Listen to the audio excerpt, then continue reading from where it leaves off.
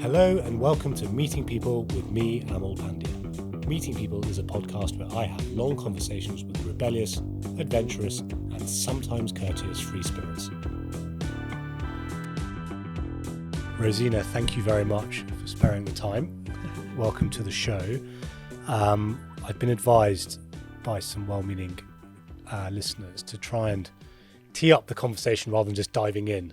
So one of the things that's come up a lot on the show a lot is a lack of creativity in the modern age, risk-taking, imagination, and things like standardization, accreditation, exam taking, rote learning has come up a lot as part of the cause of that. And you are to education what Mary Berry is to baking. And so I was very excited that you agreed to come on and just, talk to you about what it is you're doing to the education kind of problem. To kick us off, can you highlight the problem as you see it within the lens of your background, just your early life, what you started out doing as a painter and an artist, and how that sort of the countries you've lived in and how that's led to you being where you are today, to tee us off? There's a lot of different things in that question. And we can flesh out Okay. all the preamble to that, but to start us off, how did Rosina get to where she is today? Well, in terms of the sort of school experience, I didn't enjoy school very much, and I found, particularly told that I learned that I wasn't creative, and I learned what I wasn't good at, and I find that school teaches you a lot about what you can't do. Yeah. I mean, it does teach you what you can do as well, but I learned that I wasn't creative, and I learned that I couldn't draw, and all of these, and all I wanted to do was, all I wanted to do was be a mum.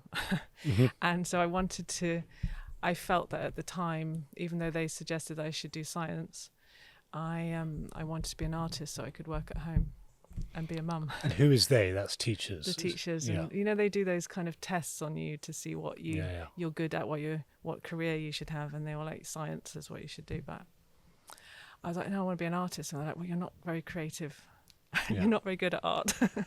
And so I was really determined. So I'm like, I'm going to try. And I dealt with quite a lot of mental illness. I mean, I was at boarding school from age 7 to 18, and I enjoy that very much. Mm.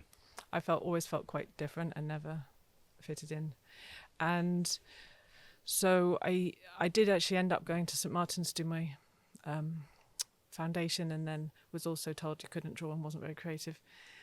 So I sort of steered towards three-dimensional design, and so my degree was in 3D design, metalwork, and I ended up having a forge and making wooden furniture. Right. And that was my first business, making bespoke furniture in wood and metal, and doing mosaics. And but what happened? I then actually I got pregnant, and that was really hard. Doing blacksmithing and wielding angle grinders and making furniture was really hard. And also I lived in Accra for a little bit in Ghana, as carving and trying to source sustainable wood there, and working in a factory there. And it was really hard to make affordable furniture. I had that William Morris issue of how do you make something beautiful and handmade, which is crafted, but then make it affordable. And there's too many imports in the UK in terms of furniture and from other countries, so it wasn't really it didn't feel like a viable business. So then I started painting, and I went and I did yoga teaching because I'd started yoga when I was pregnant. And so I did the yoga teacher training and went to Canada to the Shivananda ashram and did their course. And I went to Esalen in California and did Michelle Cassu's course called Point Zero Painting, and that was really transformative. Right. So that was 10 days of painting, and we did 5 rhythms dance as well, and I learned that I was creative, and everyone is creative, and there is a human right to be creative. And it just blew me away that you could feel creative in movement, you could feel creative in visual expression, and it wasn't about technique and and brilliance, if you know what I mean, or like or expertise. Or kind of talent. Exactly. Yeah. Exactly. And I had a friend at the time who had been traveling around in Gabon, and he'd been making a documentary about the indigenous people and the in different tribes in Gabon and in the forest and in the jungle there, and he was recording music and recording their dance and their expression. And what he said was there was a real lack of mental illness, which was interesting because the infant mortality was quite high. Mm-hmm. There was lots of, and there was things like incest and all sorts of stuff that here would cause like lots of mental illness. But he said that everybody sang and danced and expressed themselves every day, adorned themselves, and it's like it was this human right that I got so much from that, because it's our mental. I think dreaming is the way we express ourselves in metaphor, and that helps our subconscious mind process things. And I think art and creativity is our awaking way of doing that. Yeah, your conscious mind, allowing your subconscious to sort of bubble up to the surface and you to express it with your hands or your body or whatever it is. Yeah. But it's also a sense of belonging, because dreaming obviously is done alone, and it's not, and whereas art is done with people. So singing and dancing and adorning is really about community and about your sense of belonging. And that thing in Avatar where it's like, I see you, it's about seeing somebody else and about belonging. And I think what was amazing too is one story he said that he went to one village and there was a teenage girl who had been suffering from jealousy, and the whole community got together and they had a whole ceremony, fire ceremony and a dance to help her process that emotion. And I'm just like, well, this is where we've all come from.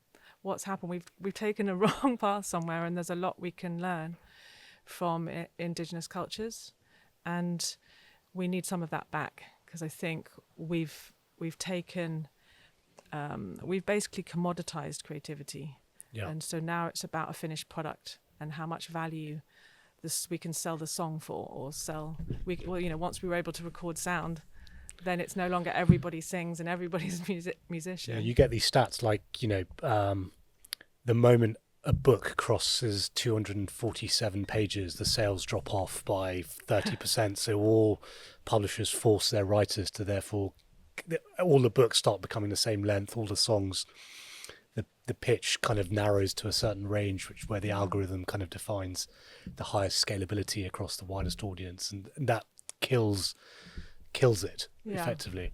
Well, it's all about a product, and I don't think that's what creativity is about. So when everyone's like terrified right now about AI replacing artists and saying, that AI can produce music, AI can produce paintings and write novels and all of this, I don't find that scary to me, because that's not what art is about. Art is about community and belonging and expressing yourself, I think. And this is what I found. And I think it's a right that every human has to experience it. And so it's about the process. And AI is not experiencing that. It's not having that collaborative process and that sense of belonging that you get from it, and sense of identity too, and exploring the world. It doesn't have that same meaning. So hopefully this new moment of it will take us back to really value what's important about creativity. And so then a key moment then after that was we moved down to Devon, Cornwall border, to set up retreats doing creative expression. And so using blending sort of yoga, movement, and doing sort of dance, singing. We had like creative writers, as well as doing this 0.0 painting in retreats. And while I was living there, I watched Ken Robinson's TED Talk. Yes, what a great talk. Yeah. The guy's a comedian almost at the same time. It's amazing. That was like 20 years ago now, isn't it? I think. Yeah, I mean, sadly, he's no longer with us, is he? Really but sad. It was a big loss. But I think, watching that for so many people, kind of God, this guy's put to words what I've been thinking or feeling, either about your own school life or your kids' school life, or mindless clerical work was his phrase, wasn't it? Yes. How do we expect people to be who they can be if all we do is force them into a room and do mindless clerical work. So sorry, you Yeah. watched that. Yeah, no, and also the whole of education is protracted university entrance, and there's so many quotes in that. Yeah. I literally have them all up in my I'm still obsessed with that talk, and it's the most watched, the most shared By a long way. of Yeah. all TED Talks, which is amazing. So it means it resonates with everybody, and then Yeah. that's a global resonance that talk had. And I mean, the title of the talk is "Do Schools Kill Creativity?" Yeah, because you're saying it's a human right, and it's like Yeah. we're trampling on it at a pretty young age. Yeah. We're stamping it out. So sorry, get back Yeah, to no. the how you saw So- this TED Talk, which everyone should watch. Yeah, so it's all about how we express, the children. Are, if you're not afraid to make a mistake, if it's not always about the outcome needing to be perfect, you just need to have a go. And that's what his main message is that Yeah. children need to have and everyone needs to have the opportunity to just have a go without this outcome. Like, the drawing of God, and it's like no one knows what God will look like. Well, they will in a minute, because this kid's drawing a picture of God. It's just like, it's just, it's very frustrating. So I was really inspired by that, and I'm like, right, I'm on a mission now. I felt like I want to join this guy's army. if that's a bit of a military metaphor, but I just felt really militant about it. And I kind of always, as a teenager, I always romanticized being part of a movement, an artistic movement, or some kind of revolution, or and this felt like the thing. This You found your mission. I It's found again the mission. Yeah. religious or military term, however you do it, but that's every startup, every movement has a mission. Yeah. And I'm still waiting for mine, but one day so I kind of not jealous, but it's great to hear that it does happen, and you get that moment. Yeah. You watch something, you don't know when it is, and so you decided to fix the education system, basically. Well, yeah, I decided to see how you could get creativity into the education system. So that's how it started. And I started working then with schools. So I worked with Cornwall College. I did the PGCE, the beginnings of the PGCE. The trouble is that... And sorry, for international listeners, the PGCE is what you do to become a teacher. It's a postgrad in education. Yeah. So it's a year's course to become a teacher. But it sparked depression, because I was just like, whoa, okay. And it was ridiculous, the stuff that they were getting teachers to do. And I'm just like, and I just kept arguing with the teacher all the time. And he was like, yes, I know it doesn't make sense, and I know it's pointless to do this, but you have to do this. And I'm like... It's like being back at school again. I was just like, are you serious? And he's like, yes, you've got to do this. And I'm like, but that is not logical. And he's like, yes, but that's what we all have to do. And it made me so angry. I was like, I want to join the teaching union now. The teachers can't be being treated like this, because it's just treating teachers like kids, and like they don't have any common sense, and it just takes all the passion out of it. And he said, you've got to change the way you teach, or you need to leave the course. Yeah. And so I was like, I think I better leave the course. So I managed to survive for about a third of it, which got me the Petals qualification, so I could teach in the lifelong learning sector at the time. So I was teaching adults for Cornwall College for a while, and teaching them how to find their creativity and doing this 0.0 process. And then I got a grant from it was called Kernow Grant, so it's about Cornwall Education Grant, and I went around basically teaching in schools, so in primary schools at that stage, this 0.0 process, and allowing kids to have expression without product, without judgment. So the key part of this painting process, it's a meditative painting process, but the key part of it is that you don't have any judgment. No one's allowed to say whether it's good or bad. There's no appraisal at the end of it. There's no right answer. There's no right answer. So they can paint whatever they like.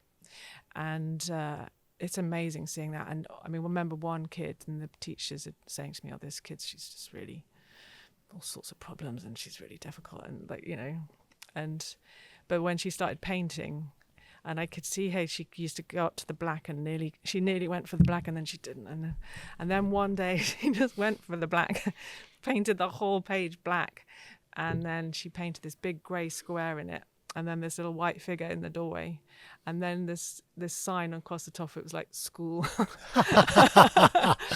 I mean, I didn't say anything, but because you wasn't allowed to make any comments. But I was like, yeah.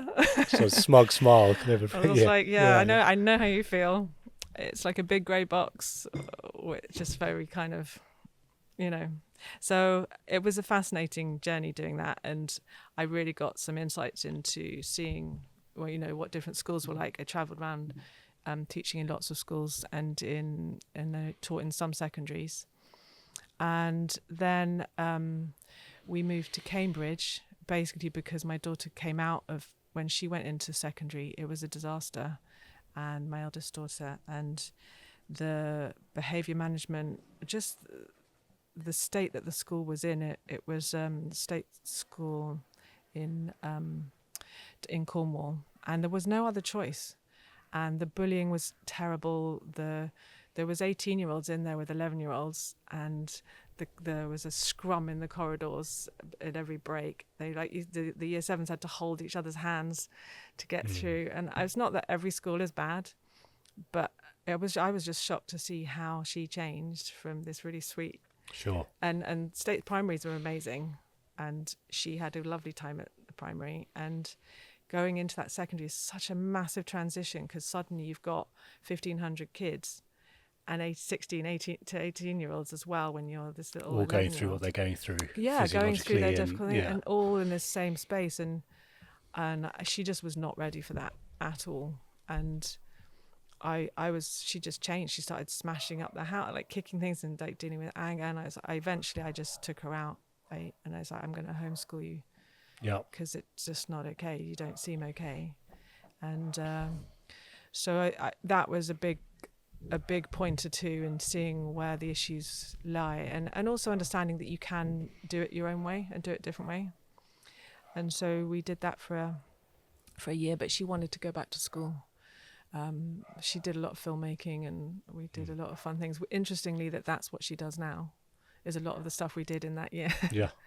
But it gave her that confidence to want to go back to school. So we moved to Cambridge to find schools, basically, and there's a lot of choice here. But it's interesting just how far you can go, and to try and find the right thing for your kids.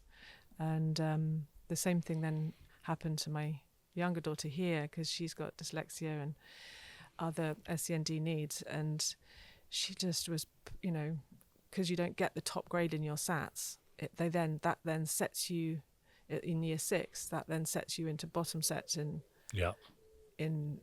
secondary, and then their aspirations are you can get two grades above your grade. So if you're at 2, then if you get to 4 and 5, then that's progress. So that's all the vision for you is. And the top teachers tend to go into the top sets. The best teachers tend to go to top sets. I mean, it's not always the case, but they really focus on making sure that for a school they need to get the grades. The government's put so much pressure. And again, I don't want to bash schools or teachers, because I think schools are working really hard in difficult circumstances, and I think teachers are, again, working really hard in difficult circumstances. It's tempting to do so, or like, you know, whether it's doctors, nurses, teachers, you know, it's the institutional framework that traps them into it straitjackets them. So even like, let's say the Department of Education could have 20 really amazing civil servants who've identified a problem, they want to solve it, but the institutional inertia and friction that they will face internally to try and make change in this big department and will be too much for them. And so it's trying to create, this is where, like, there's always a radical tinge to this podcast, because the temptation is you can't really work with the system because the system is so flawed that you've got to try and either just do something completely different, start with a blank sheet of paper, or kind of just like tear it down. And it's never the fault of the people in there, because I'm sure there's bad teachers out there, but it's in creating the system where they can be what they can be is what I guess you're trying to do. to some extent. Yeah. So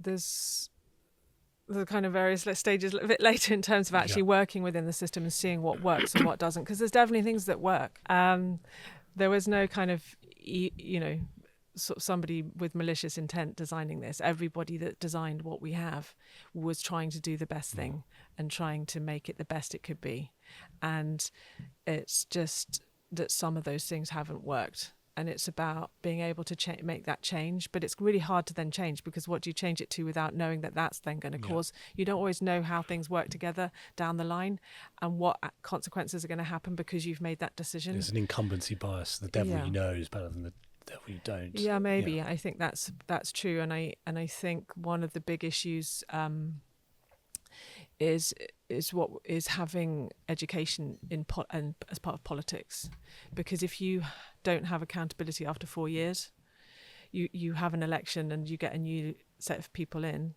and then everything has to change. So I think that's a massive problem, and that you're wanting to have the best results and the best, and for it to look good, so you can then sort of gloss over and just have the surface look amazing while you're in your 4 years. And you don't have to worry too much about the consequences of those choices you've made, as long as the statistics look good. But within those statistics are human beings, and I think governments sort of forget the humanity behind the statistics. And so, yes, A-level and GCSE results may have gone up, but mental health statistics have gone massively down, and that's not okay. But also the ability for people to read, write functionally, to know about history, to do their basic mathematics is all at the same time as these.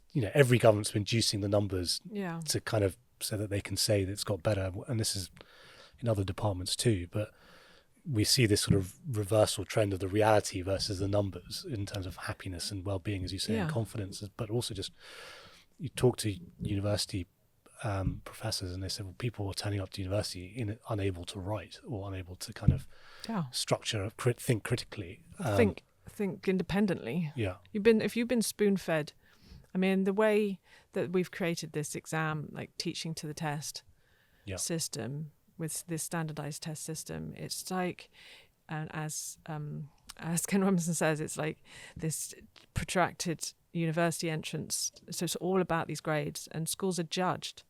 The league tables thing is an appalling decision to put schools it's maybe sounded good, like let's pit schools against each other and see who gets the best grade so parents can make an informed decision. But actually what you're doing is focusing the value on the grade. And this school's value is in its grade. And then you bring in Ofsted that can say, oh, this school's needs improvement, just on one sentence, which was, again, a shocking thing to do with the whole group of teachers and student leadership. And there's a whole community there of people working. I won't say working their asses off, but I'm not allowed to say that. But I mean, working really hard, and then you can just come along and say, oh, it needs improvement. It's like, how dare you? It's shocking that. And I know that that's one thing that. And the behaviours it creates as well. I mean, it's that whole good heart's law, and if you're familiar with that, where if you create a reward system, it'll change the behaviours. So like this dog saw a child drowning, so it went in and rescued the child, and it got loads of sweets and chocolate, or dog treats, and it started just hanging around the pond knocking kids in, because it would therefore. And I don't think people realise how manifest this has happened, how strongly this has impacted the education system. Our neighbour, their daughter just finished her A-levels, does some babysitting for us, and she says she's basically spent the last 2 years just doing mocks for the whole year. Literally, you do sort of 70% of your time is just practicing of the A-level exam rather than learning anything. And but that's because that's what the value is. The value is just in that grade. So their schools need to do everything they can to get kids that grade. And so, and kids are partly because the schools are judged on it. I mean, obviously they're not just doing that because they obviously want to help kids get onto whatever they want to do in the future. But their school is getting its funding and getting its parents in because of those grades. So obviously it doesn't want kids that aren't going to get those grades to sit the exam. It doesn't want those kids that aren't. It wants kids that are going to get those grades for them. So the kids are getting the grades for the school in a way, and for the government, not for themselves. I mean, it is a bit for themselves if they, because that's how the system works, and it's easier for a university to look at an algorithm of grades and just go, oh yeah, we'll have the 3 A stars. Are we all to some extent to blame though? Like, we define education as what job will it get us? I mean, another extreme example. A friend of a friend of a friend, chose a nursery for their kids because it had the highest Oxbridge acceptance rate from 4 to 18, and we want, what's the earning potential if we do this A level versus that A level, and what's the job, and we're trying to optimize for employability rather than optimize for decision making or well-being, whatever it is, to be a functioning human. That's sort of parent fear, but the irony is that actually schools not preparing students. There's a massive skills crisis. Along with the mental health crisis, there is a skills shortage. Yeah. And it was interesting because I was at a conference the other day, and there was a Labour MP talking about how they were going to make the changes, and there's this massive skills crisis. And I'm like, well, you don't value skills in school. You're valuing academic memory. You're doing memory tests. And I mean, that's a skill, okay, but it's just one skill. You're only really looking at this one skill, or it's a very narrow set of skills that work towards standardised tests. And I kind of look at, most kids don't remember after the GCSE. I mean, most adults don't remember all the stuff you learn about photosynthesis and how to label diagrams. And it's information that we're stressing teenagers out to remember, when that memory, one, we live in a digital age where you've got a phone which has got all that information on it anyway. You just Google it. But two, surely it's better to expose them to that information so they've been exposed to it, but we'll actually teach them the skills how to process information. So the skills that you do need in jobs like critical thinking, problem solving, teamwork or collaboration, leadership, just having a positive attitude and being confident, and IT skills. These aren't the skills that, I mean, they're being taught in school, but they're not focused on those. You know what I mean? They're not. And they're taught as a lesson, not as a skill. Yeah. So that's the main thing that we've done, is the curriculum that we're building is skills based, because that's kind of the future. That's the vision for the future. So let's take a step back. You watched this this talk. You moved to Cambridge. You did your PGCE, or tried to. You got a third way through.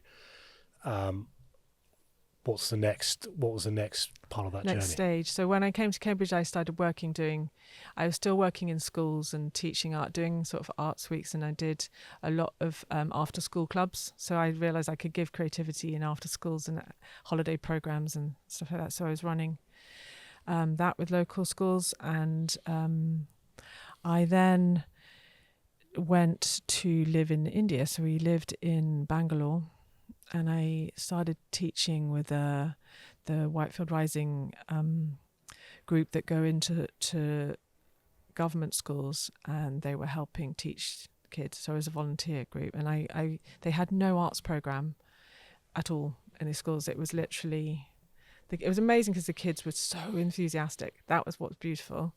The kids couldn't wait. They're like, yay! It's like, and every time I came in, it was amazing. The reactions, like, morning, Mum. It was so nice to see the positivity of schools, of kids wanting to be at school and wanting to learn. But they hadn't got any arts programs or drama or music, or it was languages. It was proper kind of languages, maths, languages, and essentially science. Yeah. But so bringing arts to that to them was amazing, and so I built a little sort of teacher training program and helped support local teachers that were all doing this, volunteers, and I built them a little curriculum for arts and how to bring art into the classroom. And then while there I visited Bali and saw Green School, and friends of mine had their kids in Green School, and I was like, wow, these kids are really confident. And these are kids from all over the world. And yes, it's an amazing private school. So what do you mean by green school? It's called the Green School. Okay. And it's all built out of bamboo in the jungle. I mean, it's green in some ways. It's not green in the fact that people fly all over from all over the world to go to it. And it's quite expensive, but it was amazing to see really confident kids learning about sustainability and independence and doing, projects. And they were building companies, these kids, aged, this two sisters aged sort of 10 and 12 had changed the policy in Bali on plastic bags. They'd gone to try and meet with the Prime Minister, and he said, no. And they're like, well, how do we meet with you? And they're like, you'd need 10,000 signatures on a thing, and I think something like that. And they went and sat in the airport, got all those signatures, and then he was like, okay, you had to see that. and then he changed the policy and stopped plastic bags. And I'm like, that was kids did that. Mm-hmm. And they then went on to do TED Talks, and I'm just like, wow, okay, this is what you can do in a private school, but some of this surely we could bring into the state sector and spread this sort of level of confidence. And I thought maybe we need to build a green school and have a kind of model school in the UK. That was the vision that I got. So then I came back and I did the PGC again at Cambridge. Second time lucky. And as I live right next to I literally live next to Homerton, where they have the PGC course here. And I thought it'd be interesting doing it at Cambridge. It's quite an academic course, and you did a lot of research. And so I just interviewed everybody and spoke to everyone, and I got to work in lots of local state secondary schools, and that was amazing. And speaking to all the teachers, and it's like, what works and what doesn't work. And so it's proper kind of research time. And I was blown away that there are 100 years worth of, at least, of educational research that's not currently going on in schools. And that's massively changed too. Even like now, it's constantly updating this research, particularly in neuroscience and teenage neuroscience. And it's not really in schools. And like you were talking about the carrot and stick thing, about motivation and whether it's the grade you're motivated by or the learning that you're the intrinsic value. The intrinsic value, yeah, exactly. And a lot of that's not implemented in schools. And there seems to be a massive mismatch between what's going on and what the researchers... So there's a big lag effect between schools were, from my understanding, and you'll correct me if I'm wrong, were perhaps cynically created to get kids out of the way whilst the parents went to the factory. And then the factory model was kind of what was copied. So you clock in, you clock out, there's a bell, you sit, and you do the factory work or the clerical work, whatever it is, and then you're out. And that's still, obviously there's been some improvement since then, but the lag between what you said, 100 years worth of kind of educational research is still waiting to be sort of filtered through to the day-to-day reality or practices.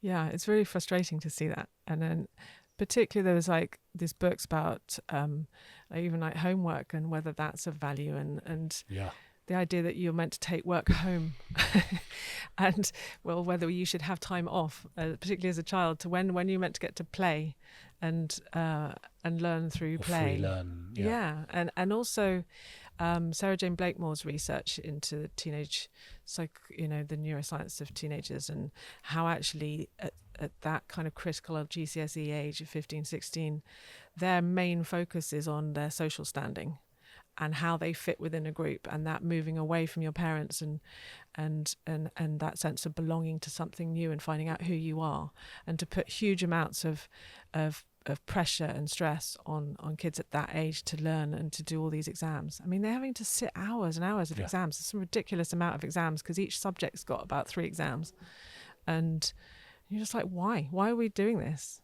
And because it's easy to measure, I guess. It's easy to measure, and that's the brilliant book that in Cambridge they got us to read was Education in the Age of Measurement by Gert Biester, and his main point in that is that we are measuring what's easy to measure. And so we're valuing what's easy to measure rather than valuing what's of value, because that's a bit harder. So can we value, can we test for creativity? Well, it's a little hard. Can we test for teamwork? And how do we put that in a test? And it's interesting because Ken Baker did create the GCSEs. I was the first year to do GCSEs. Who's Ken Baker? Sorry. He was the education secretary back in, I think it was Margaret Thatcher's government. That's right. Okay. Yeah, and he created GCSEs. And because we used to have O levels, and his vision was that we should have more coursework, and that it shouldn't all be based on an exam, and that so when I went in to do my exams, my GCSEs, I'd already done half of them because I was able to put forward my best essay in the 2 years. But what's happened in that time since the 80s? Since GCSEs were invented, they've decided that coursework was too easy to fake, or that it wasn't secure enough. And the teachers were probably gaming it as well. And the teachers were helping too much and all of this stuff. And I'm like, because it's such a competitive model that you've created. The more competitive you make this model, the less you're going to trust everybody to fit it. Everyone's going to try cheat the system. Yeah. So the big issue about coursework is this problem with cheating. So I think we need to just change the framework on that concept of cheating.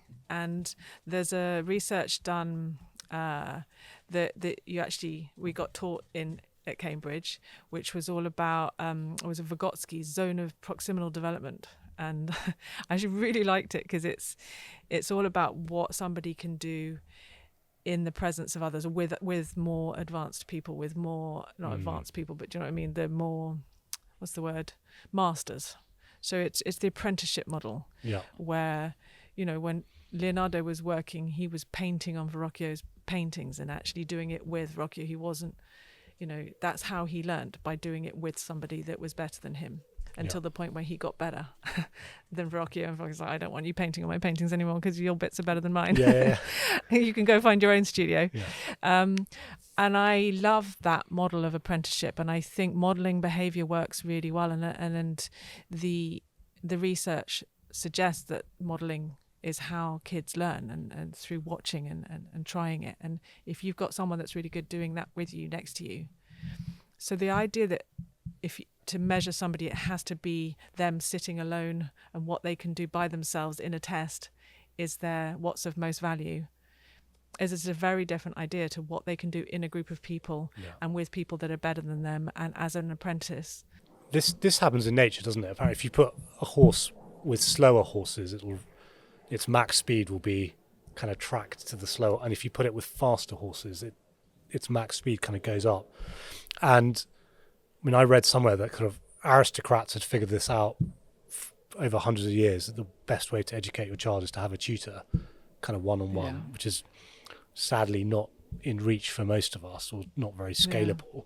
But having, you can skip through the whole educational stages that have been mapped out by the national curriculum by having someone sort of sit with you. And I, similar to you, I've struggled with school as well, and struggled to listen in the classroom setting, but was intuitively interested in things, and the moment a teacher went, look, come on, just come and sit with me, let's go through this, and I would get it because I can talk through it with them, and they would like, oh, that is actually A, really interesting, B, not that tricky. I just had to change the way the delivery mechanism had to change. And we can talk about maybe now's a good time to talk about AI perhaps, but there's supposedly software out there now that can do that kind of tuition element, where it can kind of pace the level of increments depending on the responses that the student has given to the. Are you aware of that? Are you suspicious of it? I think technology is going to transform education. I'm not worried. Yeah, it's an opportunity. I think it's a massive opportunity. It's a brilliant tool. Yeah. I mean, every tool that we've had, I think humans are ingenious, and I don't hold this sort of constant idea that we need to be afraid all the time of everything. difficult things, do happen. But Yeah. we're very ingenious, and we come up with all sorts of solutions for stuff. And I think that there's all sorts of reasons to be positive about the tools that we're coming up with. And yes, we need to be aware of dangers, and there are obviously dangers and things that could make things worse. And technology has us all working at home and working everywhere, and that we have no time off, and emails, everything is so easy, and communication is so easy. We're just constantly doing it all the time, and it's overwhelming. And I think a lot of the mental health, particularly in young girls even, is around social media. And I think making phones addictive is a really, really worrying thing. And but it's not that the phone is a bad piece of technology. It's just the sort of capitalist drive behind, and the availability and abundance of it. Yeah, but, it's just frustrating. It's always capitalism in the way that capitalism is good in some senses, but it's just the drive for profits over humanity, and it's a bit of a problem. It's like the drive for statistics over well-being. We need to just shift that focus if we really want to do well and survive well on this planet, I think. And so it's about valuing, introducing a different set of values. And so, that's, again, what we're trying to do. But that's exactly, because if you can change the educational model whereby you're not spending all day learning to the test, but you're spending all day kind of learning to think and express yourself and learn skills, be better at solving problems, you'll be better placed to use the technology as a force for good rather than let it use you. Exactly. So you mentioned Da Vinci and the fact that he honed his craft through having a master, the zone of proximal development. Apprenticeship. Yeah. Tell us about Da Vinci life skills.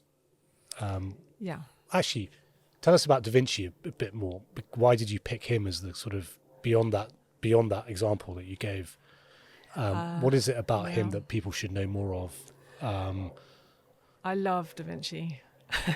Leonardo da Vinci was a polymath, and I love the polymath view of the world. I love the fact that you don't have to stay within one framework, like this choice whether you be a scientist or an artist. Or he was a scientist and an artist, and a geographer and a map maker and a designer. He did and apparently a good chef and a good dancer. And why do we have to define ourselves and narrow ourselves? And I think that's another issue with our curriculum, is in siloing all the subjects, you keeping them in a very tight boundaries, and so we can't just jump between them. And what I love about that whole sort of Renaissance thinking was that you could be doing scientific research one moment and then drawing and painting the next, and it was about just being interested in the world and being curious. And I think something you can say about Leonardo is he was insatiably curious about the world, and surely we want that for our kids. There's two levels. I mean, I remember reading his notebooks ages ago, and one page he's talking about if you prod a frog in this nerve, it'll kind of die, but if you prod this frog, in that way it can live on. And then the next moment he's talking about, how sight changes the older you get, and then it's just it's so varied. As you say, he's insatiably curious, and this false dichotomy between art and science, or creativity and science, all the science is in itself inherently a creative thing, and you need to be able to draw on the humanities, or draw on the ability to kind of spot adjacencies and do this kind of convergent thinking. As science has become this very rational logical thing, whereas previously all the best scientists 150 years ago used to be philosophers at the same time. Exactly. And why have we made science a non-creative thing, and why have we made creativity a non-scientific thing? I don't know. You mentioned Ian McGilchrist before. Yes. He describes that pretty well in his book, and it's just having a left dominant brain in terms of, and I know that that's controversial, and he's pushing boundaries, but there are differences between the hemispheres in our brain, and his sort of hypothesis is that the right hemisphere needs to be the master and the left hemisphere is the servant, but the servant's taken over and is running things. And what the left hemisphere is very good at doing is it's a center for language, and it's very good at categorizing and separating, and it creates individual things and separate things, whereas the right hemisphere is about big picture thinking and systems thinking, and can see everything, but doesn't have that language. And you need both, obviously. But it's just, I mean, his sort of vision for the future, which is why he was keen on our project. Yeah, well, it's through his work that I came across you, so thank you, Dr. McGilchrist. Yeah, he's amazing, and he was very positive about what we're doing, because it's this idea of allowing that right hemisphere and that systems thinking and that connectivity to be the main thing. And then so it's then really helpful to categorize. It's really helpful to then separate things out and use one's left hemisphere to look at the bigger to help you identify things within the bigger picture. Yeah, but you need the insight first before you can then categorize.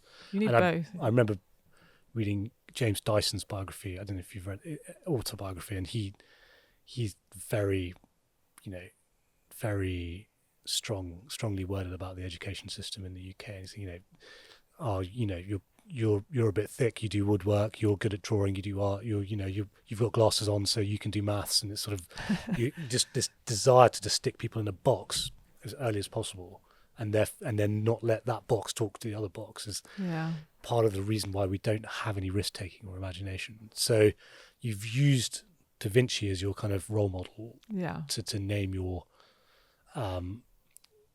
kind of next project. So what is Da Vinci Life Skills?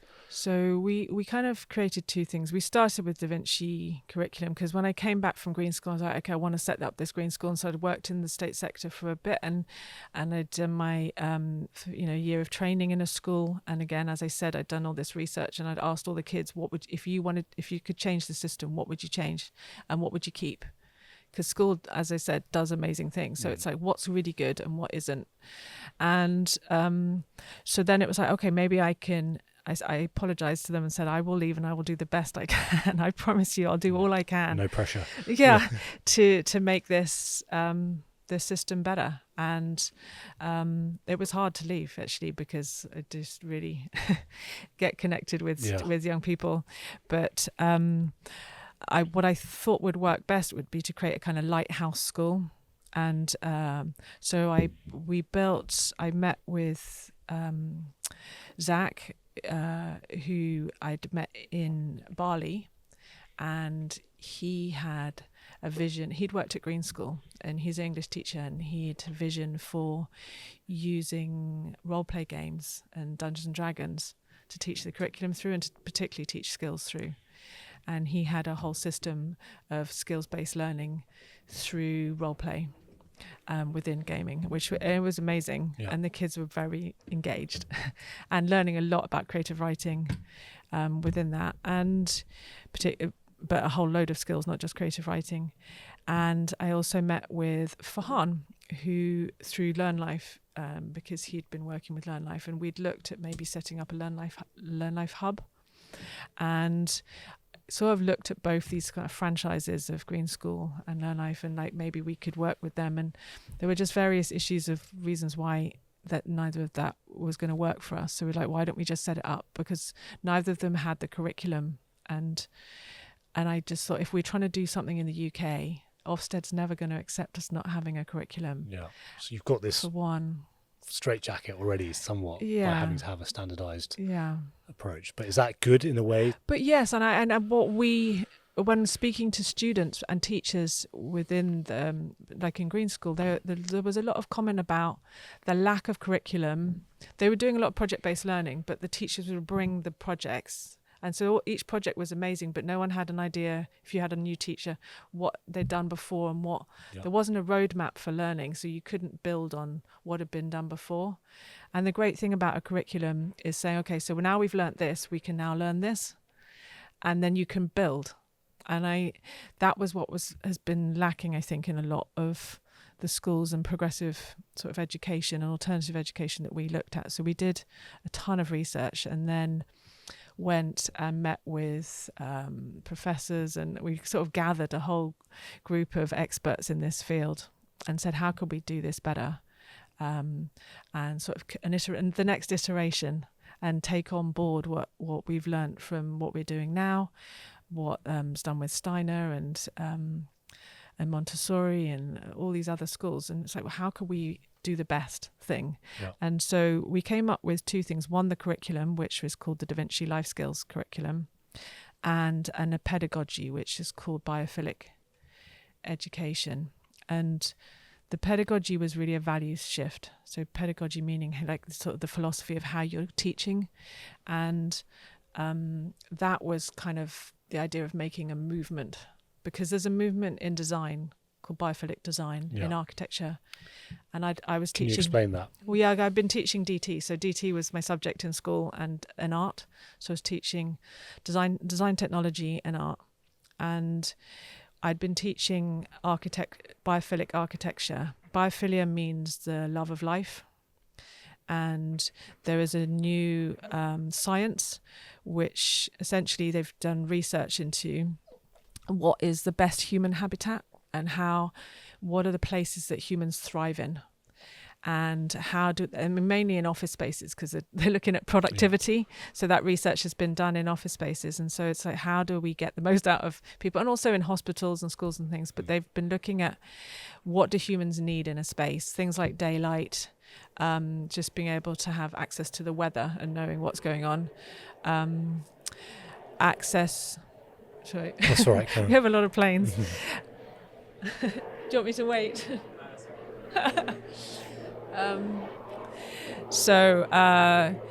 Apparently we like parts of hulls, segments of hulls. We like symmetry. We like natural elements. We like natural materials. Yeah. We like to have a sanctuary space, like a cave, but we also like to have vistas and a view to see what's coming. And there's all these things that human beings, have a need for within a space. And if you design your spaces like that, and also somewhere that's exhilarating and exciting to be in, the productivity actually does change, and people's well-being and cognitive abilities change within those spaces.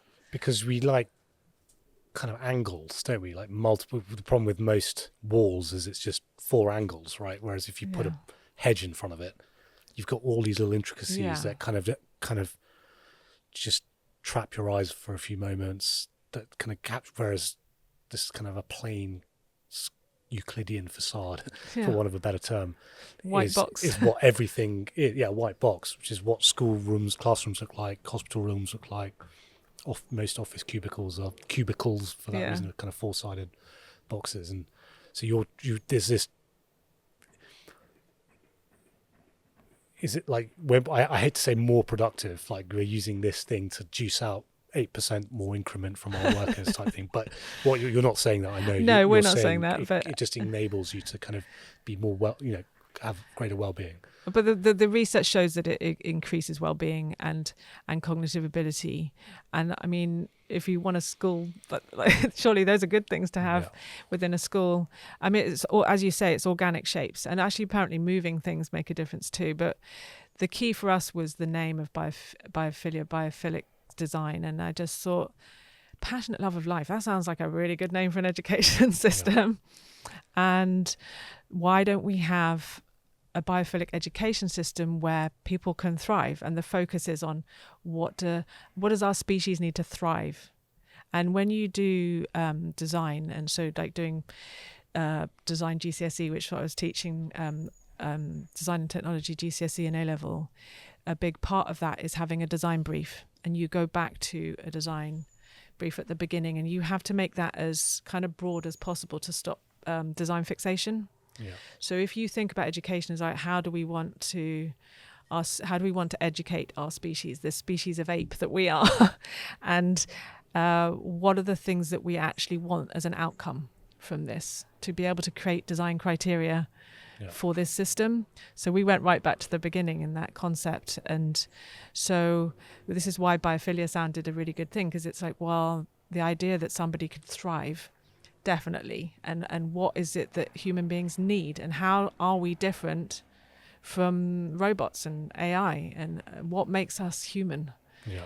And that was the big part of biophilic education concept of this pedagogy. It's like, well, things like belonging and expression, resilience, the ability to get back up after having failed and keep going and to learn from mistakes. So much of what isn't AI and isn't a computer, sense of having a cultural identity, belonging to a place and having that history. And and I think a lot of that is community, and AI doesn't necessarily need community and all of these things, and imagination or curiosity or these are really human traits.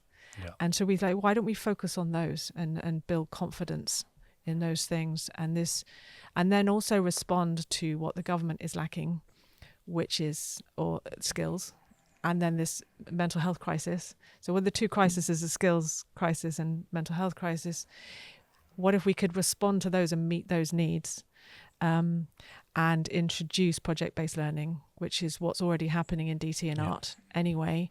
And I found that within school, the DT departments are being shut down in a lot of schools or reduced. Another thing that Ken Baker now is working in the House of Lords trying to rectify, because he's like, we should be actually focusing on design technology. It surely is an important thing in our world. So there's a subject, and I personally believe it could be the heart of the school rather than this.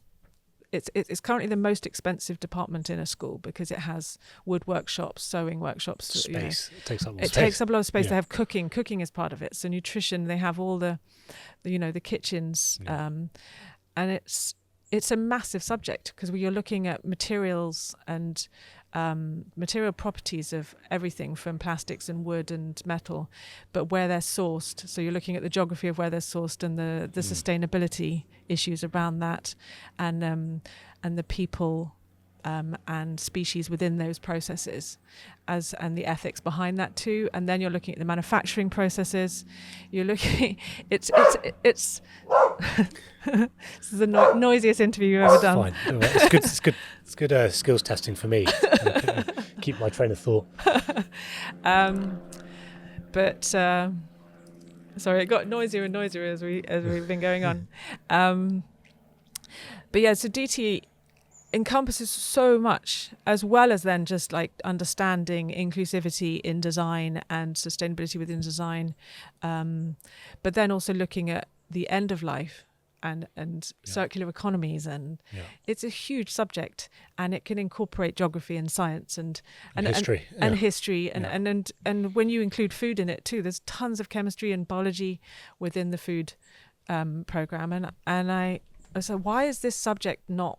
I think it's a bit lost because it doesn't know where its boundaries are, and I think it could, instead of being this thing that nobody quite knows what to do with, and it has a GCSE that hasn't got much value because nobody in university is looking for this degree in, like a GCSE or an A-level in DT. And so I would suggest scrapping the design technology, a bit controversial, but GCSE, and instead having some project-based learning qualifications, which are more skills-based. If the DT department became the applied learning department within the school, and the place where you take all of that academic learning and build things and make things with it, and become a place where all the departments can connect and be polymaths and actually bring those bits of knowledge together. So bring some of that geography and that science and art all together, and to create things and to do real world projects. This is a kind of the vision that we had. And so what we created, separate from the pedagogy, so we have our first company is called Biophilic Education Alliance. And that company is basically focusing on teacher training. So it's helping support teachers, because again, through this journey, we learnt that one of the biggest challenges in this is training teachers, and teachers are like, oh, I don't need more things to have to learn and change, because they're constantly being told you've got to change and do this.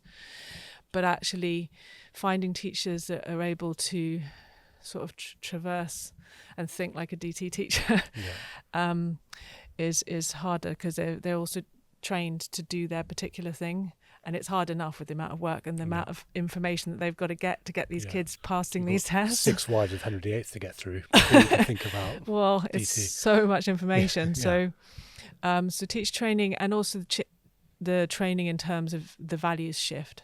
So it's really kind of CPD, which is continual professional development, kind of enabling teachers to make this move to a slightly different curriculum. So that's one thing. So that's what we call it BEAL. So Biophilic Education is sort of reduced to B, which kind of is nice. And then we created the Da Vinci Life Skills curriculum as our response to how to create a more biophilic education system. So what we are opening to the world essentially is to say everyone can come up with their idea of how education could be more biophilic, and it would be nice that biophilic education would be a movement and a term that we could coin and use as a movement to change education, and that the Da Vinci Life Skills curriculum is just one way of doing that. We're not saying it's the only way. And what we've basically built is 5 pathways of project-based learning. We mapped the whole of the UK national curriculum. We kind of decided that there was it's basically a huge compendium of interesting things. And there's a lot of cultural capital for living in our society, certainly in the West, within it. It's quite biased, yes. And I mean, it's British, so it's like, but there's other things that you can add to it, certainly. But we used it as a basic framework. Things we've changed, we have focused more on global history and ancient civilizations rather than British history. And some of the science, we've not focused so much on the knowledge within science, because of the curriculum that we're building is more focused on how to be a scientist rather than can you remember how to label all the bones in a human body and what they're all called type of thing. It's like, can you draw a cell and label all the parts of the cell? It's like, why do we need to remember the parts of a cell? Surely if you get given a page of information about a cell and get given a photograph of a cell and say, can you draw a diagram from the information you've been given, is more useful as a skill. Can you source the correct and relevant bits of information and use that to build a simple diagram that's easy to see? So the drawing skills and the critical thinking skills are more valuable. So some of the knowledge is looked at in less depth, because we're not trying to get kids to remember the knowledge as much. The idea and what the research shows is that people learn things better through stories and through doing, and when you do things with your whole body, or you apply that knowledge to something rather than just dry academic knowledge. It's actually one of the hardest skills for a human to do, is to memorize things, just dry facts. It's really hard. We love stories, so we all remember stories, and we remember things through music and stuff like that. But if memory's not the key important thing, it's just amazing listening to you. Just like, how is this still a thing that you have to shove things in your short-term memory, leading up to a kind of, just as the weather starts getting better, and my birthday's in May, so I always had exams on my birthday, and I also slightly resented that too. But it just all makes complete sense. And what's the kind of, sorry, unless I've cut you off there, so if there's anything else, sorry, you carry on. No, that's okay.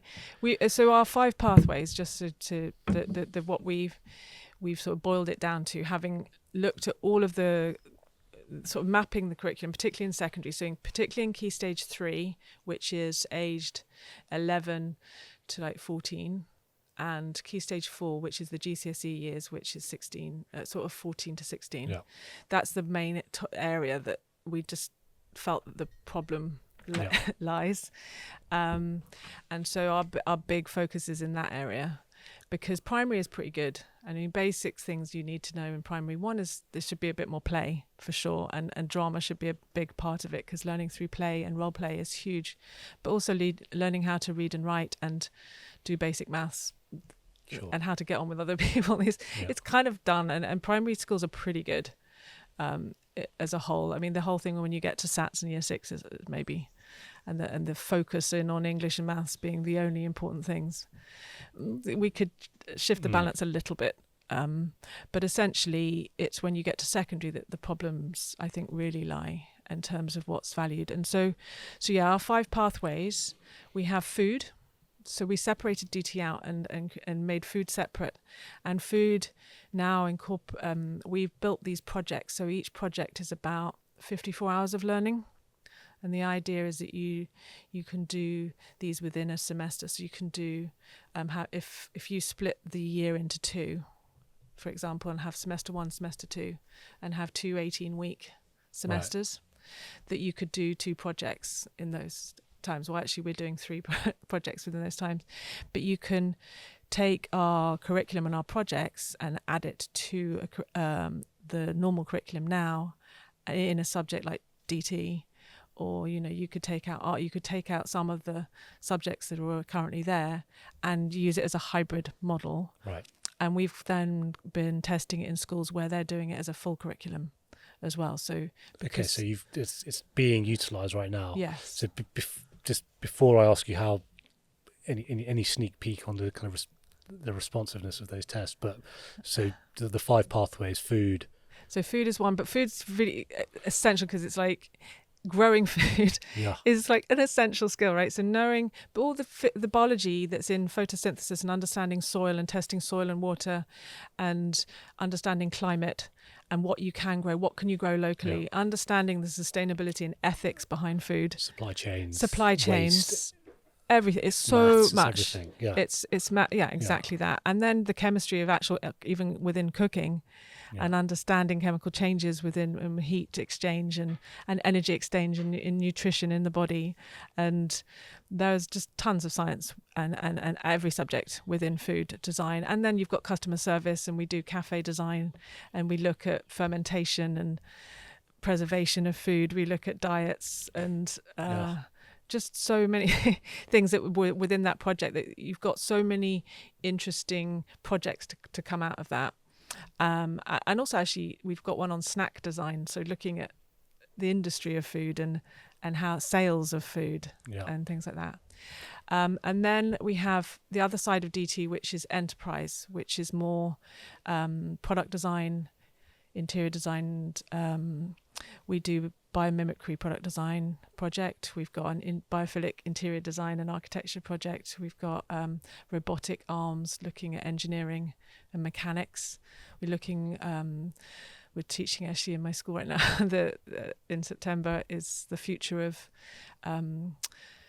transport. So looking at the issues around the history of transport, and then the current issues around fossil fuels, and then the future of what transport might be in terms of like taxis and flying things. And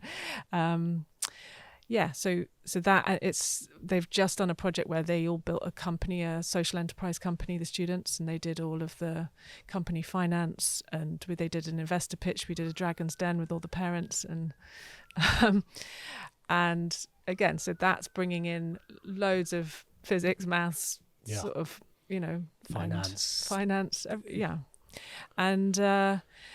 and then we have a production pathway where the students put on an event, and that can be all sorts of things. So we've got one where they do a stop frame alien animation film, learning about species on this planet and how you might design an alien planet and an alien species that's authentic.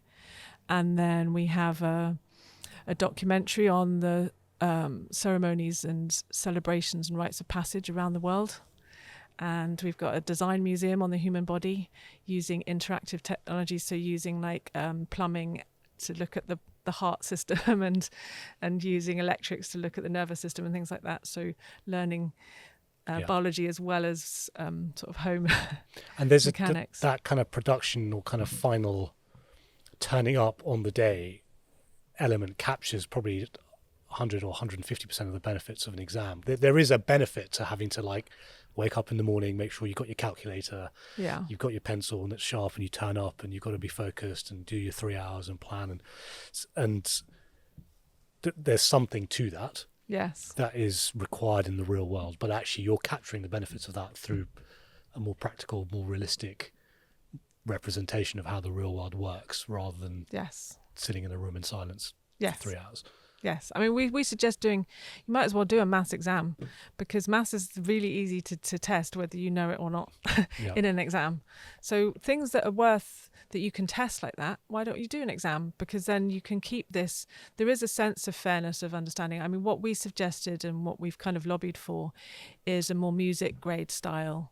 And this is what you can use technology for, because if you had a music grade where you get grade 1 maths or you get grade 1 geometry, go into a test, have a test center in the online algorithmic test that you can do in a school, and say, okay, this month's exams, who's going to sit what? And everyone's like, I want to sit this and I want to sit that. If you fail it, it's an instant pass or fail, like a driving. Yeah, it's binary. And you pass it or fail it, and then okay, I've got geometry. I've got to level 3 in geometry, or I've got arithmetic level 5, and in music, level 5 is grade 5 is the same as a GCSE equivalent to, and grade 8 is equivalent to an A level. So it seems like a very sensible way of doing algorithmic testing and sort of individual knowledge testing, if that's what you want and that's what you value, which might be useful for some things, as you say. But then the rest of the learning could be evidence, which it currently can be done in art and DT through portfolios. So, and again, when you've got digital ability to do a digital portfolio, you can add film and audio and all sorts to it. So portfolios can evidence creativity and teamwork, and they're already doing that. So it's not like this new thing, because I was teaching DT and you do that for the and art, and you do that, you build a portfolio in both those things already currently. And then there's also exam boards that have a project qualification, which they're currently offering too, and you're allowed at the moment to do one project qualification, which is called an EPQ at A level. It's worth half an A level, and an HPQ at GCSE, which is worth half a GCSE. And then there's an FPQ, which is more you can do in foundation. It's called foundation project qualification, and that's you can do in Key Stage 3, so when you're a bit younger. And I mean that they already exist, all these things. So what we're suggesting is, it's not something so radical. It's not radical. It's just like, why don't we reduce GCSEs and that kind of testing and increase project qualifications? Yeah. So it's being tested right now. Yes. So we've got schools. We've been testing it the last 3 years, and 2 years sort of. We have school in Bali and a school in Bermuda.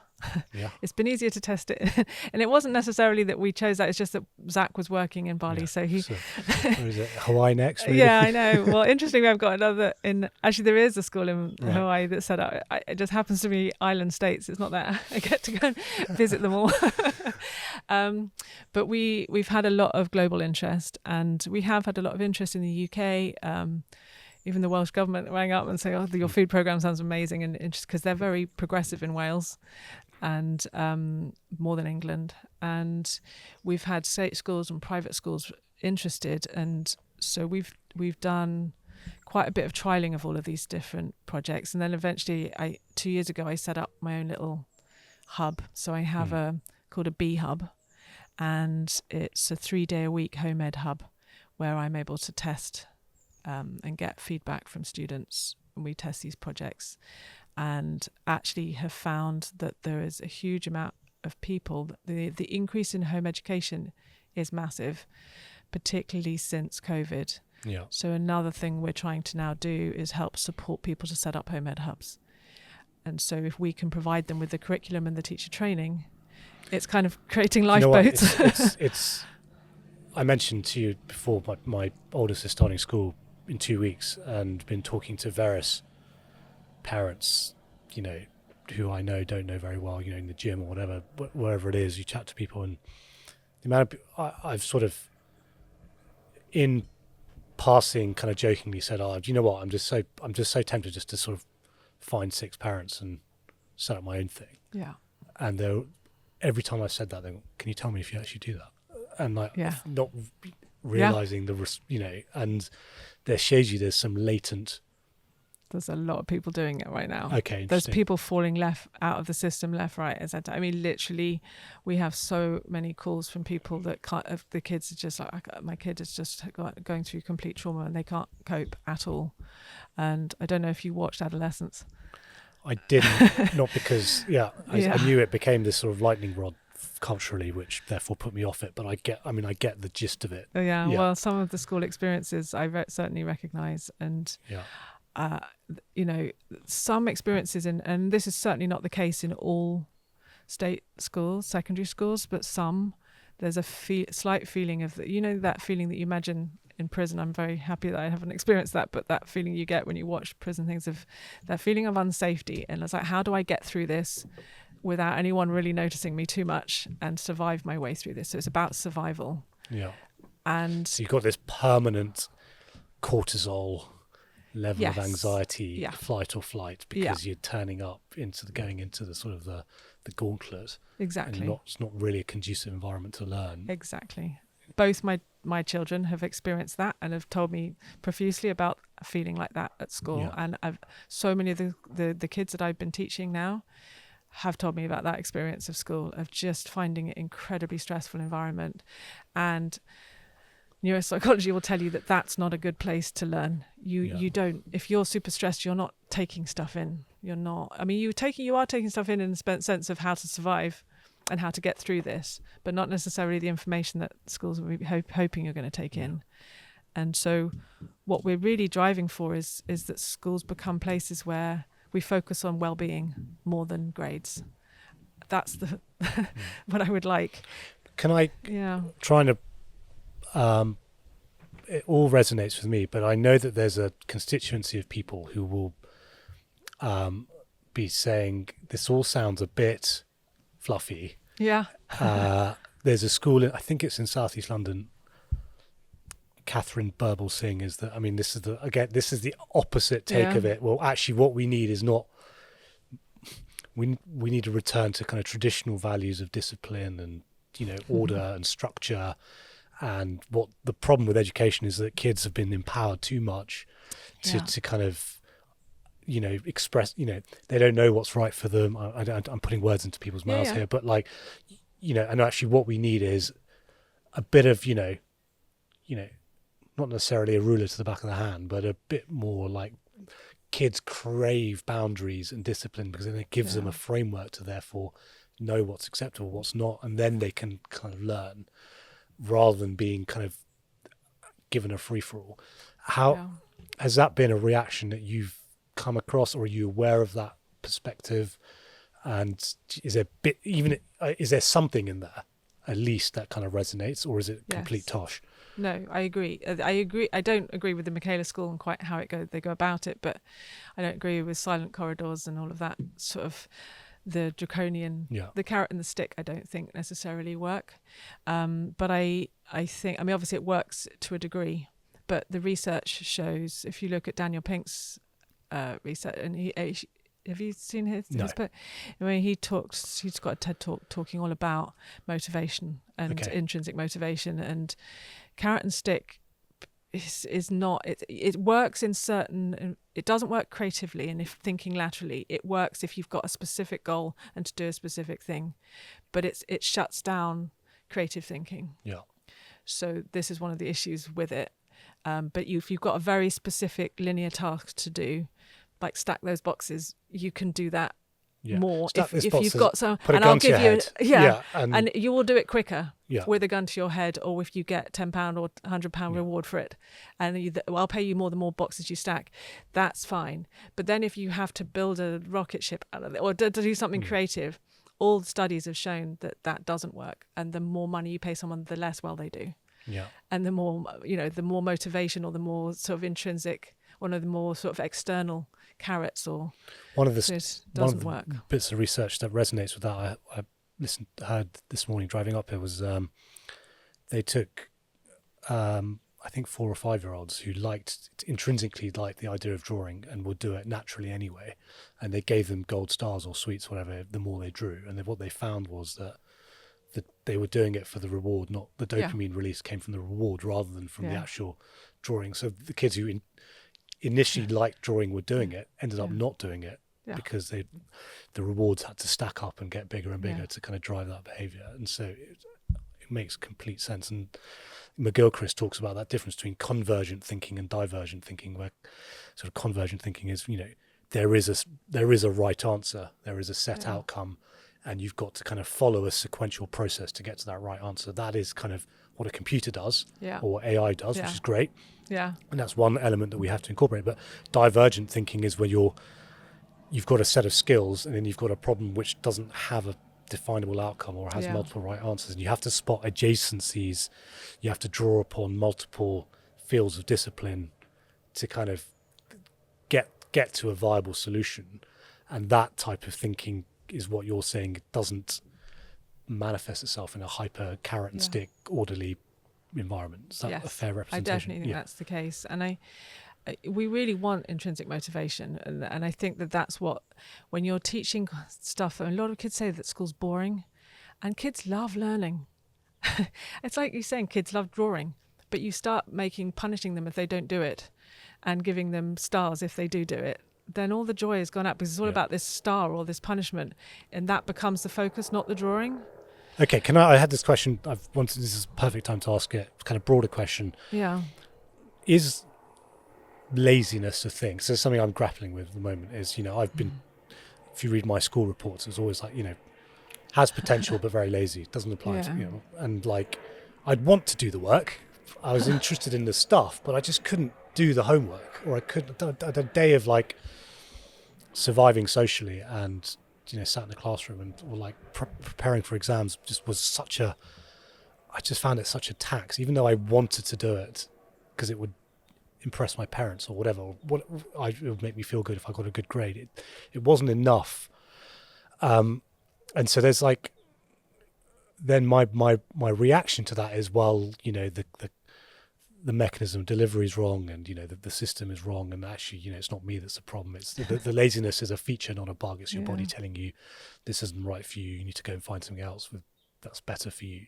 But on the flip side, there is something in what David Goggins calls the suck, and doing something that you pointed to resilience earlier, like doing something that's not, to learn a skill, there's a bit, yes, I'm interested in this thing, but there comes a point where you're like, God, this is actually quite hard, and I actually do need to stick with it to actually climb that ladder of competence, and have endurance. 100%.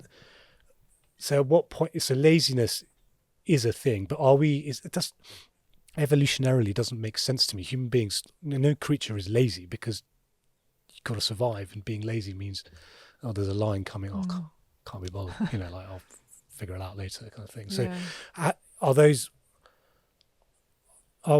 is laziness a thing, and how do we come about it? How do we teach resilience without sucking the life out of something?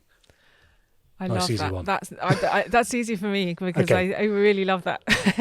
Because this is where I do agree with what you were talking about structure, and this is why I do agree with having a curriculum. Okay. Because laziness does exist, and I just, that ability to get up off the sofa, you're just like, I can't be bothered. Yeah. Why would I go through the struggle if I don't have to? And the reason you do is because actually the reward at the end, the more you struggle in life, it's a really annoying thing, but the more you struggle, the bigger the reward at the end of it. And to not have, because there's a whole movement in unschooling where they're just like allowing kids to just be completely free and do whatever they like. And within the homeschool movement, this is quite big. And that may work for some kids. And there's an argument there that if you allow kids to do that for long enough, they find their own intrinsic motivation, and that they will then set themselves goals and do that. But I think that's really hard. And in my experience, not only with my own kids and students, but also just for myself, there's something working for yourself, and then there's also this feeling of having to do everything yourself as an entrepreneur or as doing startups, or having a boss that just tells you what to do and you don't have the responsibility. There's something really nice in having a boss that tells you what to do sometimes. Yeah. And then it's really nice to have autonomy at other times. And I think it's the balance of those two things. So what we're trying to do with our curriculum is have the framework, the scaffolding. And as you say, like, right, here is the thing you've got to do. It might be hard, it might be difficult, but this is the challenge we are setting you. See if you can do it. Yeah. But what we set within that is the choice, the student choice to go. And so, for example, if you're doing a stop frame alien animation film, we're going to look at species on Earth. What species do you want to look at? You choose. Do you want to go look at fungi, or do you want to go look at anything? Rhinos. Yeah, whales or dogs, or it might be or plants or strange plants. But you can then do that research. You choose, and then you teach the class what about that species. And if we learn as a group the criteria for life on Earth, so the scientific criteria for life, Mrs. Gren, part of the GCSE biology, then we can make sure that any alien we design, or how if we look at all the species on Earth, as many as we can, and we all teach each other what we've found, then it's giving the students that sense of like, well, I get to teach this, I get to choose. We've still got the framework, we're still learning the thing. Yeah. And then they're still building, and they get to design their own film, write their own script, but they're still having to learn how to do stop frame animation and how to edit a film, and that's hard. Yeah, do you know what I mean? I do know exactly. There's that kind of sense of you have to voluntarily take on a challenge. If someone pushes you into the swimming pool, or like someone forces you to do something, you might do it if it's gun to head, but if it's not gun to head, then it's. Whereas if you get a sense of agency within a structure, okay, I've got to choose fungus or fungi, right? So that's on me. Now I better actually see it through. Whereas if the teacher had gone, you're going to do fungi, and you're like, well, you then start thinking, well, why do I have to do, and then you kind of just put less into it. Whereas, but you do need both. You need that structure. So it's the balance. That makes a lot of sense, because a lot of it is just then it's that intrinsic motivation is so important, and agency, I guess, helps writing up. I chose to do chemistry A level because I really liked my GCSE chemistry teacher, who I found I enjoyed the lessons, and I turned up and I wanted to do the homework and show the teacher that I got what they were saying, and liked. But then I got to sixth form and I was like, I've got a different chemistry teacher who I don't like. Already in my mind, I'm like, I don't like this teacher because it's not that one. And then the next 2 years became a drag because I didn't choose that subject for the right reason. I did it because of so hopefully, like, stripping away the need almost to have a good teacher. I know teachers are very important, and there's a lot of them there that are frustrated. But if you're doing it for the right reasons, then you're going to endure or be more resilient. Yeah, although a good teacher in any subject will inspire people to do that. So it does make a massive difference, the teacher usually. But I mean, what we're trying to shift to is teachers becoming facilitators and learners. So the idea within our curriculum is that the teachers, yes, you're creating a safe space. So you build the sanctuary, create that sanctuary safe space where people can come in and explore, but you're exploring with them. So I don't necessarily need to know the whole history of transport as I go in to teach the transport. And I don't need to know the future of transport. And I don't necessarily need to everything about aerodynamics or engines. But by the end of the semester, I'll know a whole lot more. But that's because we're going to learn it together. And what I will model for the students is how to learn it. And in all the teaching resources that I'm building, that we are currently, this is what we're building, is teaching resources, essentially slide decks that teachers can use and schemes of work that they can use as this sort of platform for how you to deliver, how you can deliver it. And the idea is everything that we've made is editable, so teachers can adapt it to their style, adapt it to their context, and to their country. It needs to be adaptable, learning to your own specific needs and style. But I think I think what you'll find actually with what you're doing is the demand will be much greater because of this AI opportunity, but also challenge, because I know what I would have been doing at school if I was given ChatGPT and I was asked to write an essay. I'd be learning lots of creative ways to make it the teachers think I wrote it, and that's good practice of creativity. But actually, what you set out here is an antidote, or it's using the technology rather than like being eaten up by it, which I think I think the demand could be quite powerful. So, kind of what's next for the project for the Biophilic Alliance, and what's the rollout going to look like now that it's being tested? I didn't tell you the last two pathways actually. Let me just quickly tell you that. Yeah, please do. Because the games one which was inspired by Zach's work, is amazing. So we have a multiverse games pathway which teaches the importance of learning through play, and we teach game design, game mechanics, and understanding the skills that we need in life. So it's looking at life skills and what life skills we learn and how we develop our brains through playing games, and why our ancestors evolved games in the first place. And so that's really interesting. And then looking at addiction and dopamine and the hormone responses to playing games, so the feedback loops, and how different game mechanics get you to want to do something again. And I think that's something too that they then can see within learning, that if you create little goals and then you meet those goals, it's like this little feedback loop of dopamine or serotonin that you're getting, and that keeps you wanting to do it, because that thing that was hard, you want to do it. And so our multiverse games pathway, we have sort of board game design, but also we do role play. So they build worlds. We do it in historical settings. So they go into ancient Greece, for example. They learn all they can. They all take on.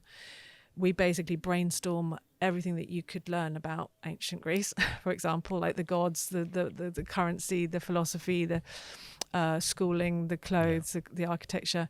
They all go off and say, okay, I'll research architecture, and then they all do a presentation for their part. And then they design characters, authentic characters. When we did it, they designed their own island, and their own fantasy Greek island. Amazing. And learned all about structures and volcanoes and rivers and where settlements might be. And we built terrains. They did map making, and then they created their own stories, and they became game masters. So they learn how to run an improvised story with a group. And so they can form small groups of 4 or 5 students, and they each have their they run these games and stories. So it's amazing, because you can go into any historical context. And again, we've looked at fantasy, and been looking at the spice trade in India and ancient China. So we've got all sorts of different places you can go within the games pathway. And the last one was it's called PEP, which is Personal Exploration Projects, and that is where the students choose. So we give them the framework of how to build a project, how to evidence all the work, and how to do your SMART targets, so your specific goals, your measurable goals. And I mean, they use that in business. That's a skill in itself, setting a target. Setting targets and meeting those, and having specific those goals, and knowing your strategy for getting to them. So we're teaching strategy, we're teaching and then being able to evaluate whether you've met those targets that you're setting, and they get to decide what project they're going to do. And we with the PET project, we give them a year to do that. So they have the semester one, they explore as many different things as they're interested in, and then at the end they do a presentation and say, this is what I want to do as a project. And that's very similar to an HPQ and EPQ that currently exist. That students. So we've now got to the point where we mapped basically 40 projects, the vision for 8 years, the idea that you do 5 projects in a year. So you can do PEP that runs through the year. First semester you do enterprise and production, and second semester you'd be continuing your PEP, and then you'd do multiverse games and food, for example, and that would fit into the curriculum. If you were going to do it as a hybrid in a state school alongside all the other learning, you might do less than that. Yeah. But essentially we do with about 3 hours of learning a week on we do it in a day. Actually, we do multiverse games day, and we have 3 hours within that day. We also do English lessons and maths lessons as well, and other skill up lessons. We call it skill up, where you're doing learning skills in specific subjects, because we've discovered that actually it's really nice to learn linearly as well. Yeah. For some things, like, okay, we're doing art, let's learn how to do, landscape drawing and learn perspective, for example. So we'll do an art skill up, or let's learn about maps and do geography skill up or something. And so when we do reading out loud and lots of other things, we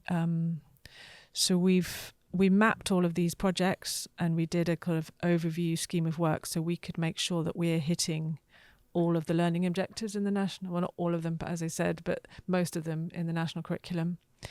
And we've just now finished the first year of projects that are fully packaged and ready to scale. So we've been testing them. We've been testing them, teaching them, improving them, and and doing the graphics and getting it all looking good to actually be able. It's one thing delivering it yourself and delivering it in a small group of schools, but to actually be able to scale that for everybody, it needs some things. So we will probably launch that first year's worth of projects, the first 5 projects, 1 in each pathway, along with our assessment model, which I haven't even gone into yet, but there's so much of it that so we've already started our teacher training programs. So we have like a level 1, level 2, level 3 training, and then that enables teachers to teach the curriculum, but also build their own project-based learning as well. So they don't have to use our curriculum. The curriculum works on a subscription basis, and I basically created a second company, which is called Da Vinci Life Skills CIC. So it's a community interest non-profit. So we put the curriculum and the assessment model in there, and so that subscription is we're trying to do it on a donation basis, right? And so if schools can't afford it, then they can talk to us and we can try and provide it. So those that can pay will help provide it to people that can't afford to pay. So we want to get it out there to everybody. We basically put a really cheap value. I mean, it's very high in value in terms of what we've created, but we've just put a cheap price because I want it to get it out to everybody. Yeah. So that's our mission, is to make the change and get it to people. So it feels like you've done a ton of work just to get to the starting line. Yes. And now here we are to kind of launch. Yeah. I mean, you have launched, but like it's the next kind of phase, the proof. Listening to all of it, it just, from this once consumer of school education, this is exactly the type of school I would love to have gone to. I don't want to belittle the school. I was very lucky to go where I did, and there were excellent teachers, and but for all of those of us who once were children or have children, it does feel like it's the future. So as you know, I like to try and wrap these conversations up with what I call the long bet. So you've got a 10-year time horizon to make a prediction of something you think will happen, or something you'd like to happen, or both, and maybe use that as a vehicle as well. If there's anything that you haven't talked about that you want to kind of get off your chest, that that use that as a vehicle. But like, what out there do you see happening? We've got a mental health crisis. We've got a skills shortage, as you said, that's playing out right now. We've got these bottlenecks of people with skills, but also people with the ability to actually have the training to talk to people going through anxiety and depression and all these things. And it just feels like the world is in a complete funk. So how do you see that playing out? And either through the lens of what you're doing, and or you can talk about fusion technology, as Professor Robert Toombs, a history professor at University of Cambridge, did in a previous episode. So whatever you want, it's a blank canvas. Well, fusion technology would be amazing. Well, I think the key is assessment, and this is the bit that I didn't get to, but I think that's where the actual change will lie, because if we can change how we assess things and what we assess and the value we put towards assessment, that will change everything. And it will be universities that will have to make that change too, and employers. And it's a kind of a group change that we'll have to make in terms of what we're valuing. I think employers already want value skills, and so if we can have proper skills evaluation, The assessments that we've created, we've been talking with Pearson and it's a big and Cambridge assessment, and we're not like trying to get into competition with anybody. We're trying to make that difference, and so we've been also speaking. There's a House of Lords committee that's looking at change in assessment. There's an organisation called Rethinking Assessment that's working with lots of schools now, trying to change assessments. And I think that's where the key to education reform is. And if we can just even reduce GCSEs, some of the top schools, Bedales is a big private school that's been doing this for years. They've done 18 years now, have brought GCSEs down to they do about 4 GCSEs, and they do Bedales assessed courses, which are basically project courses that they've created. Now, King Alfred, Latimer, there's a whole group of other schools, as well as there's 2 state schools, but they've not been allowed to reduce the GCSEs because they're state schools. But XP School and School 21 have made this change to project-based learning, and it's happening, that change. And so if we can change the assessment and have less GCSEs. So Latimer said they're just going to do maths and English GCSE and then build their own project courses. Yeah. So if this big private schools are starting to do this will be what universities then will look for. So they'll want to see where's your project qualifications. And that will feed its change. And then that will drive the change. And so I think what's good about it being started in the private sector is that it's a value. It gives it value rather than the BTEC or the SEND route. If we start this in the state sector, it would go down. This is where the most need is, and the most need is in those kids that are less academic, those kids that have got SEN, special educational needs, and there's a desperate need for something else that's less academic in the state sector. And so if it starts there, it will become the BTEC, which is like, that's slightly a bit less good than a GCSE, but it shouldn't be that. It needs to have equal value. A project qualification needs to have an equal value to a GCSE, because this idea that being more academic gets you a better job or more better paid job is not necessarily true. A plumber earns more than a history professor, I suspect. Yeah. I mean, it's not necessarily true anymore, this idea that vocational learning and manual skills, and I mean, just in terms of being a designer or a filmmaker or whatever it might be, there are hundreds of jobs that require different skills to academic. Yeah, every year, I know we had A-level results recently, so every year, not everyone's cup of tea, but Jeremy Clarkson puts this sort of tweet out, don't worry, those of you getting results, I got 2 C's and 2 fails or whatever, and now I'm doing this. And statistically, if you go to Harvard University, if you want to maximize your pay, the best thing to do statistically is to drop out, because Harvard dropouts generally get more money than those. Very skewed by Mark Zuckerberg, let's say, but still, there's something in that. So doesn't Elon Musk go in and take them, but while they're at university, because he doesn't want them to finish? Well, that's or even more so to your point about employers. One thing that's I've talked about before in previous episodes is people who get into these elite Ivy League universities go to Google or whoever and say, look, here's my acceptance letter. I've got in. I've got the value of me going is just this piece of paper. It's not actually going and getting saddled with debt. So can I come and work with you instead? And that shows you how, anachronistic some of these structures that we have are, and particularly in the world of AI. So that's the work you're doing is very much an antidote to that. So thank you. Where can people find you? Where can people find your work? And if they want to, in some way, you mentioned there's a non-profit element. How do they find you? See where you are, and kind of maybe contribute to that. We have a website, which we have 2 actually, but davincilifeskills.com is the easiest place to find us. We have Biophilic Education website as well, but for our teacher training. But you can find it all through davincilifeskills.com. And the one thing I want to just say too, in terms of a vision of what I'd like to see, is education coming out of a political thing. that's in terms of you, when you were Yeah. saying like you'd have a vision for the future of what you want. One is assessment and one is education not being in politics, or being run by a cross-party. Right.